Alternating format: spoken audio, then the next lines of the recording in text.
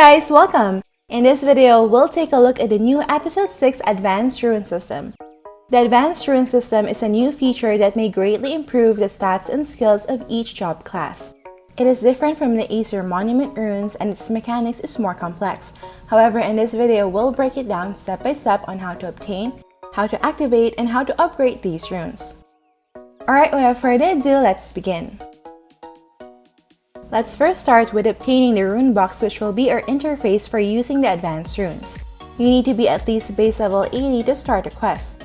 Talk to Thomasville in front of the Pantera Cathedral to start the Runes Power quest. It will be a pretty short and straightforward quest. Afterwards, you'll be awarded with a Rune Box item which will be used for inlaying, upgrading, and identifying runes. The Rune Box is shared across all characters in your account. This means even your alts can access and use your advanced runes. Alright, next let's have an overview of the new rune types. There are two types of runes for this system, the skill rune and the attribute rune. Skill runes may enhance a specific job class skill or may give a new skill for a job class. They come in three classes, Class B, Class A, and Class S, with Class S being the most superior and highest level among the three. They can only be used by a specific job class. As an example, we have the Class S Violent Storm skill rune for Minstrels, which has three effects. First, it enhances the damage of severe rainstorm by 1% to 30%. Second, it increases the movement speed by 1% to 20% during severe rainstorm. And third, it lets the Minstrel use severe rainstorm while performing solo skills. However, the percentages that you'll get for the first two effects are random. Activating the third effect is also random with only a reported 6% generation chance. Next, we have the attribute runes. These runes enhance your stats and are required to activate your skill runes. There are three types of attribute runes. We have red for attack, blue for defense, and yellow for buff runes. As an example, the Steel Def runes increases def and steel damage reduction. Another one is this Int buff rune, which increases Int, boosts damage to all races, and reduces damage taken from all monsters. These can be upgraded from level 1 to 10 to have better stats. We'll cover how to upgrade these later on. Now let's discuss how these runes are obtained. First, we can obtain them from the rune shop in Frontera using Zenny, Glow Metal, Gold Medals, and Guild Contribution as currencies. A Class B rune can be obtained by buying the Faint Rune Stone, and a Class A rune can be obtained by buying a Smooth Rune Stone. Meanwhile, attribute runes can be obtained by getting the Sealed Rune Packs. Note that we can only buy limited quantities per week. If you want to purchase all weekly, you will need a total of 2.25 million Zenny, 26 Glow Medals, 13 Gold Medals, and 4,400 Guild Contribution. As a tip, you can use your alt characters to purchase the rune stones and rune packs, as these can be stored in the shared storage. Next, rune stones and rune packs can also be obtained as a reward from the Thanatos Tower, which is a 12-man instance for Episode 6. Here you'll get dusty rune stones which can be used to obtain either a Class A or Class B skill rune. Dusty rune stones can also be sold and bought from the exchange. Another option is through the Bitcoin store. You can purchase a glittering rune stone, which is a guaranteed Class S skill rune. This costs 15 BCC each and the maximum amount that you can buy per week is 20. Another item from the Bitcoin store is the old Rune Box, which can be used to redeem any attribute rune of your choice. This costs 6 BCC each and the maximum amount that you can buy per week is 10. In the future, advanced runes can also be purchased from the 6 vs 6 arena shop. Rune packs are simply opened to obtain a random attribute rune, whereas rune stones need to be evaluated to unlock them. Just open your Rune Box and select the Identifying Runes tab. You will need a magnifying glass worth 1000 Zenny in order to proceed with the evaluation. Then we can now reveal our skill rune. Take note that the skill runes you'll obtain are not guaranteed for your job class, meaning a Warlock may get skill runes for Genetics, Royal Guards, and other job classes. If you notice, some skill runes will have a star icon. This means that the rune has either superior stats on the first or second effect line or has activated the third line. For example, the Sufficient Magic Energy rune for sorcerers has a star icon since the third effect is activated, which gives Magic Fist an additional attack chance. So instead of just 5, we have 6 maximum attack chances. Another example is the Power Strike rune for Rune Knights, where the rune stone's effect duration is 18.9%. This has a star icon since the maximum you can obtain for this effect is 20%. Okay, now that we've got our skill and attribute runes, let's go ahead and activate them using the Rune Box. Just go to the Inlaying Rune tab and inlay a maximum of 3 skill runes of your choice. Note that you can inlay skill runes of the same class, but you cannot inlay skill runes of the same name.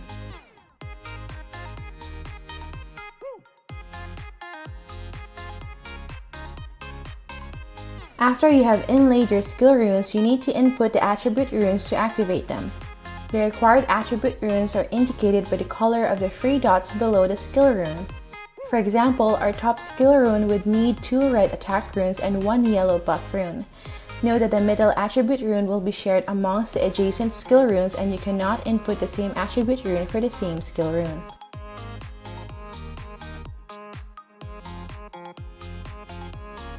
Once we have everything laid out, our runes will then light up to signal that they have now been activated. If you want to reset your runes, just click on the rune you'd like to change and you'd have the option to remove or change. This reset function is free of cost. Note that this rune build can be saved using the Ymir's notebook. Next, let's discuss the various ways on how we can modify or upgrade the runes we've obtained. For attribute runes, we've mentioned earlier that these can be upgraded from level 1 to 10 to have better stats. This can be done by opening your Rune Box and selecting the second tab, Upgrading Runes. Here you can see all the attribute runes you have, their respective levels, and the amount you have. Just long press a rune to display information. You may favorite your runes to avoid being used as an upgrading material. To upgrade, just select the attribute rune you want to level up and add the upgrading materials. Be reminded that upgrading materials should have the same color as the attribute rune you want to level up. You may also click the autofill button to use up all the same color runes as upgrading materials.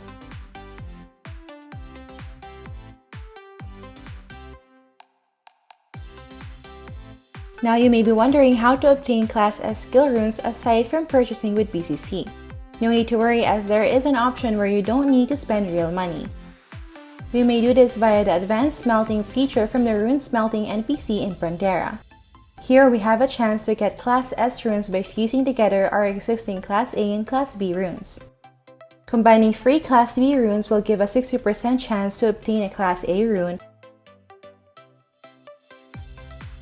while combining 3 Class A runes will give a 70% chance to obtain a Class S rune. And now there we have it, now we have our first Class S rune. However, take note that the Class S skill runes obtained from the Advanced Smelting are not guaranteed for your job class, meaning a minstrel may get skill runes for snipers, wanderers, and other job classes. If we'd like to have a guaranteed rune for our job class, we'd have to use the Precision Smelting service from the same NPC. With this, we can convert 5 skill runes into a random skill rune which is for our current job class. However, do know that the probability of getting a certain rank will depend on the class of rune you input. For example, having only one S rank rune will only give a 20% chance of obtaining another S rank rune. If you'd like to play it safe, we'd need 5 S rank runes to have a 100% chance of getting an S rank rune for our current job class. If we'd like to change the stats and effects of a skill rune, we can do so by using the Attribute Synergy service from the Rune Smelting NPC. We need to fuse 3 skill runes of the same name and spend a certain amount of Zenny to smelt them and obtain a new skill rune of the same name but with different stats and effects. Take note, however, that there is no guarantee that the new stats and effects you'll get are better. It is still all random, so pray that Lady Luck is on your side before sacrificing your free runes. You may have a small chance to get that coveted third line from the Class S runes. Another service offered by the Rune Smelting NPC is Rune Carving. This can change a selected skill rune's activation condition to an any attribute rune activation. This will consume a void carving knife which can be purchased for 36 BCC at the Bitcoin store. As an example, this skill rune requires 1 buff and 2 attack attribute runes for activation. We can change the activation condition to 2 attack plus 1 any attribute runes by selecting the buff rune and carving it out.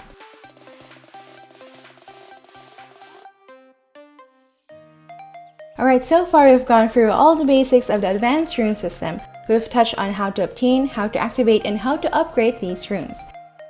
Getting these runes is mostly based on luck, so don't sweat it out if you get unlucky and just enjoy the game. I hope this video was useful in helping you activate your advanced rune build. Make sure to stay tuned for more episode 6 videos. Alright, that's it for this video guys. Don't forget to like if you enjoyed watching this guide. If you're new here, I would love you to consider subscribing by hitting the subscribe button down below. I would love to have you back. Thank you for watching and see you in our next episode.